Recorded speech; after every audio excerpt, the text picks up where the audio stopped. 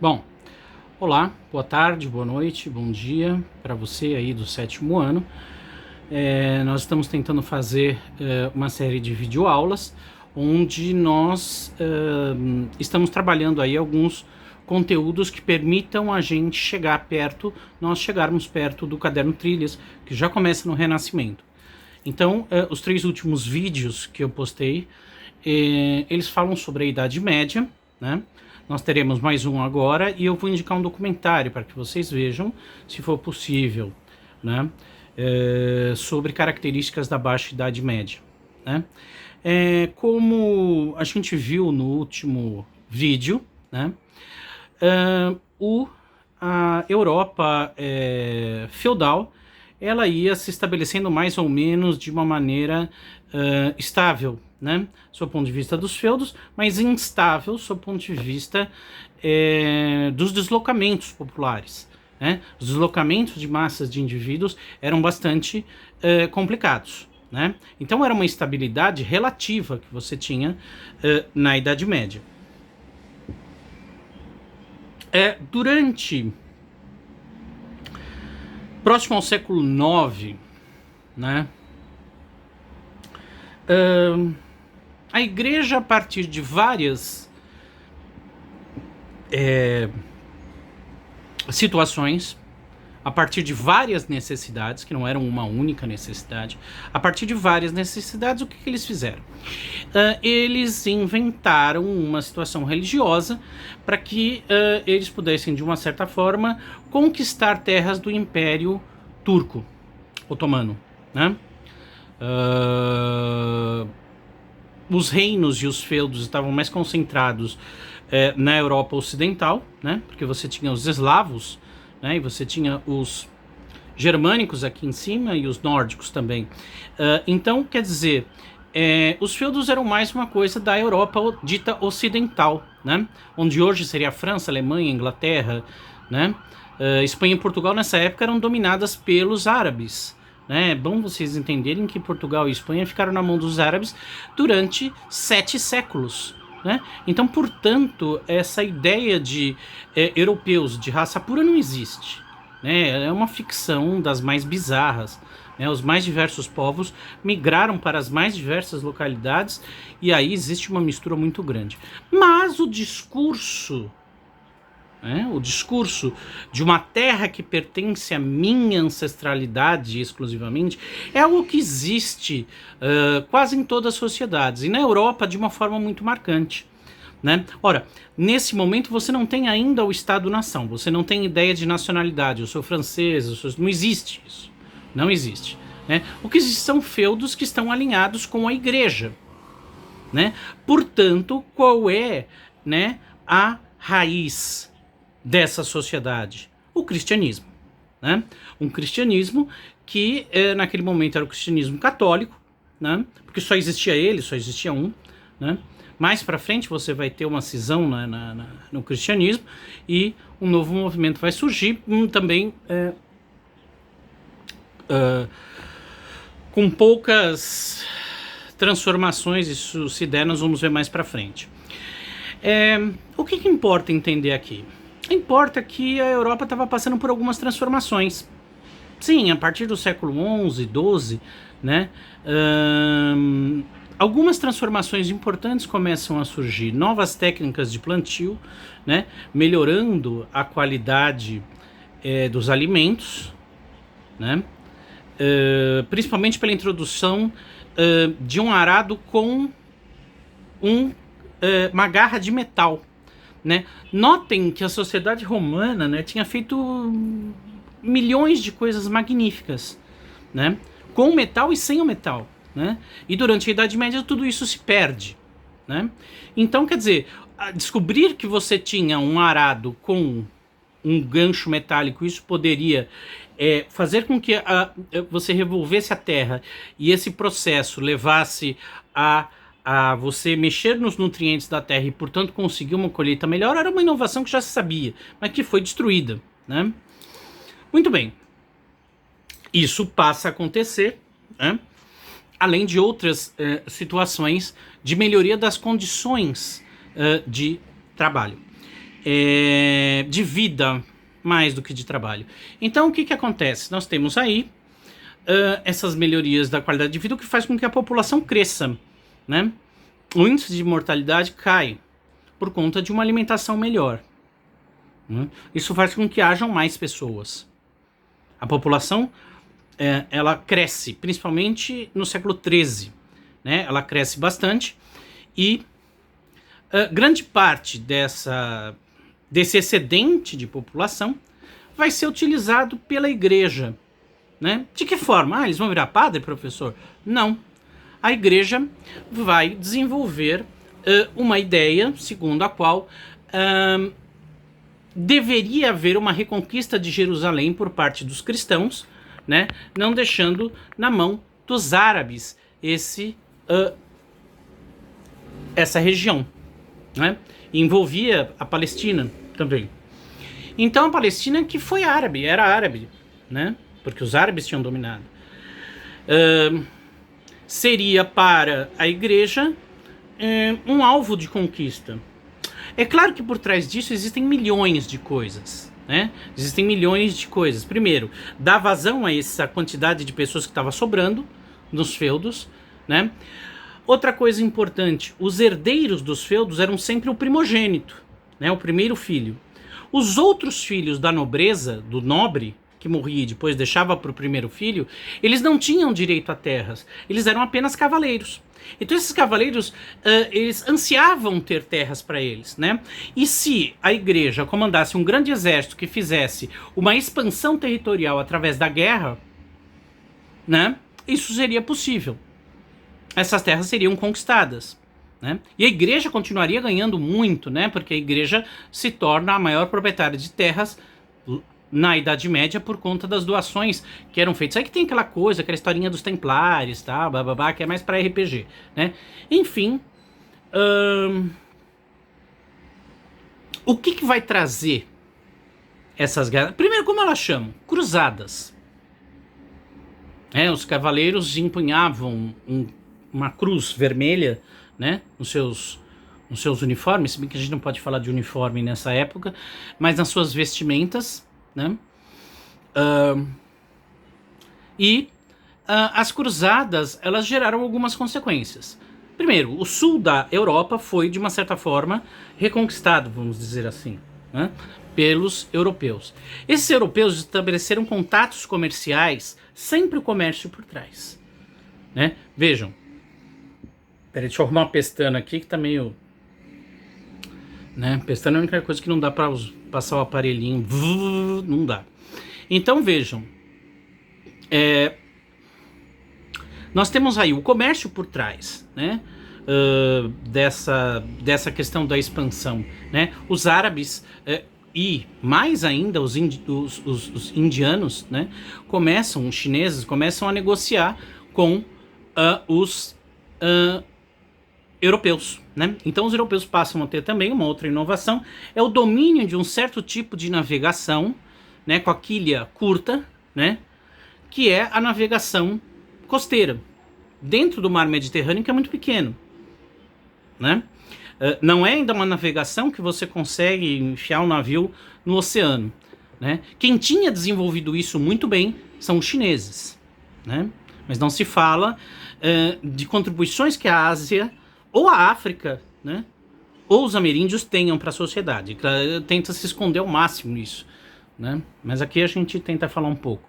Enfim, o que aconteceu então? Todo mundo feliz, todo mundo comendo bem, expansão territorial, formando novas cidades, aí surgem comerciantes que vão estar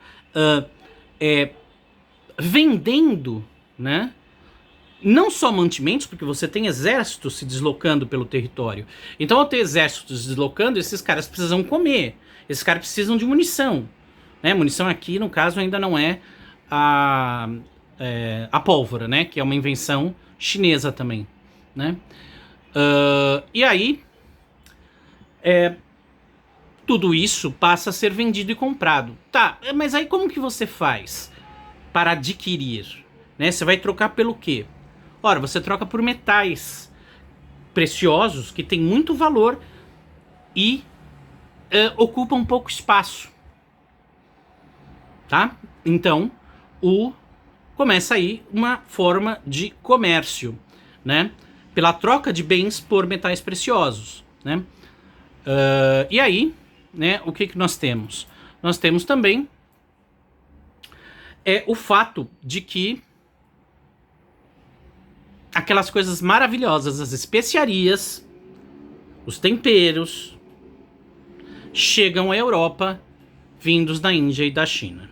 Tem até aquele post de brincadeira, né, no Facebook que fala assim, pô, deu maior trabalho para chegar às Índias para você usar Sazon, né?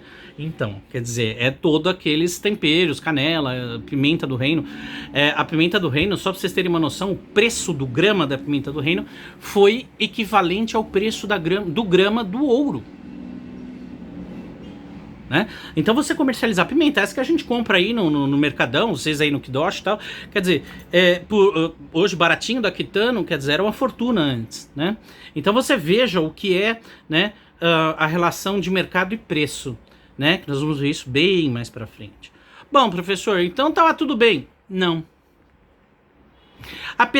Você teve uma coisa aí que quebrou a estética da Idade Média, que foi o desenvolvimento de pequenos vilarejos no trajeto que os exércitos faziam. Esses vilarejos acabam se transformando no que a gente vai ver depois, algo chamado, um tipo de ocupação territorial chamada burgo. Né? Os burgos serão os tataravôs da cidade. Como assim, professor? A gente não vive no meio urbano? Né? Então, lá na Europa eles estavam tentando desenvolver um ambiente que fosse relativamente fechado e que pudessem ser desenvolvidas atividades artesanais. Que mais? E guardar dinheiro, né? A palavra banco, ela surge daqui, de banca, porque era uma banca mesmo, como essa de feira. Só que ela ficava, né? Você tinha a banca ali, tava o cara, o dono do banco, ia guardar o ouro para você, né? Tinha um cofrão aqui enorme e uns caras bem armados para a época, atrás. Então era uma banca mesmo. Daí que surge o nome banco, né? Para essa instituição um tanto capciosa que existe na sociedade. Muito bem. Mas o senhor disse que teve um problema aí. Sim, teve um problema. Nós estamos vivendo uma pandemia agora, né? Devido a um vírus. E no século XIV nós tivemos o desenvolvimento de uma pandemia brutal na Europa, que vinda da Ásia, né, principalmente com o maravilhoso Gengis Khan, que durante o século XIV e XV, entre o XIV e o XV, ele invadiu a Europa, fez um império, o Império Mongol, foi um dos maiores impérios da história. Ele não é falado, né? Porque não se quer dar crédito aos asiáticos, principalmente aos mongóis, né?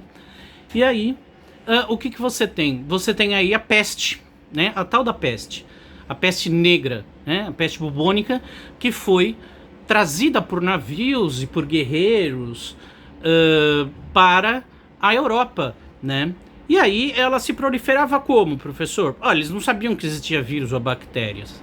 Eles não sabiam nada, né? Porque durante o domínio da igreja ninguém podia desenvolver nenhum tipo de discurso que fosse contrário ao da igreja, né? Aí a peste se alastra, porque não tem nenhum remédio, não tem nada. Né? Hoje, se você pegar o que é raríssimo, mas se você pegar a peste, né? Se você tiver a peste bubônica, isso é curado em algumas semanas, né? Com os bactericidas e alguns, me esqueci o nome agora, antibióticos, né? Então, de formas que hoje é muito fácil você se ver livre. Mas naquela época não se sabia absolutamente nada, né? Então formavam uns bulbos na pele que eram escuros, por isso a peste negra. Porque os bulbos que se formavam na pele, né, eram escuros. E as pessoas tinham febre e morriam e, assim, entre 1/3 e 50% da população europeia morreu, né? É como se hoje no Brasil o Covid matasse 100 milhões de pessoas, né? Nós temos 200 e 10 milhões de habitantes, alguma coisa assim. Sempre está crescendo, né, todo dia. Mas, enfim, seria como se o Covid matasse 100 milhões de pessoas. Né? Hoje nós temos um sistema de pesquisa, de medicina, né, que deveria ser muito melhor do que é, né, para a população, mas nós temos uma medicina que pode dar conta, de alguma maneira, de barrar isso. Mas nós ainda estamos longe de conseguir. Né? Enfim. E aí a peste veio e matou quase metade da população europeia. Então aí entra em colapso todo o sistema, toda a sociedade feudal, ela entra em colapso com esse último golpe, né? As pessoas já estavam saindo dos feudos e migrando para os burgos, né? Muitos comerciantes surgem nesses burgos vendendo para as pessoas, e aí a cidadela, que era só um vilarejo, passa a ser um burgo e passa a ser uma referência de alguma coisa, né? Querem ver um exemplo? Hamburgo, né? O nome tem a ver com, vamos dizer assim, a cidade do presunto, até digo pro pessoal, mais ou menos isso, né? Mas enfim, alguns burgos se especializam em algumas coisas e acabam ficando famosos, né? Enfim, você tem um presunto de Parma, né? Por exemplo, enfim, por aí vai. Né? Deixa eu parar, que senão eu vou ficar com fome aqui. Uma coisa meio desagradável. Bom, então, esse último, a peste, vai ser o último golpe de misericórdia na sociedade feudal. Então, o feudalismo acaba.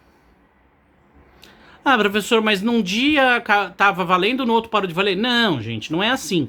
As coisas vão se transformando aos poucos. E aí chega um momento que elas se tornam impossíveis de segurar. Né? A atividade comercial, ela não era predominante no começo das cruzadas, no século XI. Né? Mas ela se torna predominante até o século XV. A ponto desses comerciantes quererem mudar o sistema político que existia na Europa.